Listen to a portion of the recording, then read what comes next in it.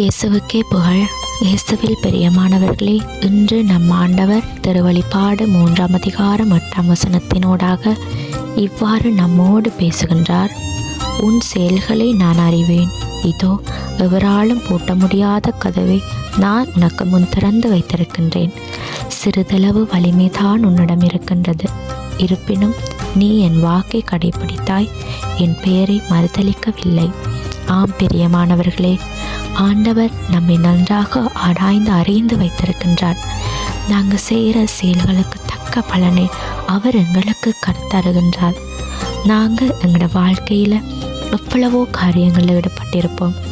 அதில் எத்தனை ஆண்டவருக்கு ஏற்புடையதாக இருந்திருக்கு. ஆண்டவர் சொல்கிறார், உன் செயல்களை நான் அறிவேன் என்று. சற்று சிந்தித்து பார்ப்போமா?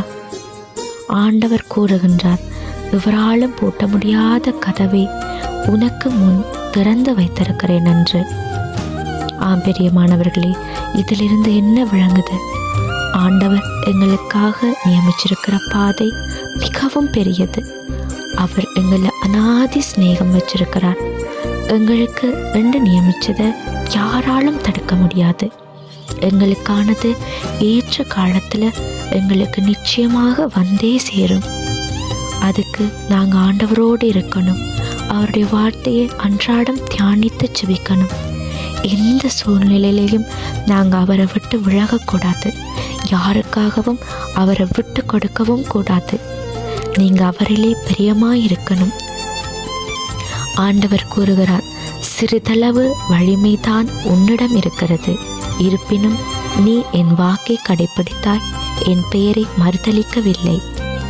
நாங்கள் அவருடைய சொல்லுக்கு ஏற்ற மாதிரி நடக்கும்போது சகலமும் எங்களுக்கு நன்மைக்கு ஏதுவாகவே நடக்கும். பிரியமானவர்களே, ஆண்டவரிலே நம்பிக்கையோடு இருங்க.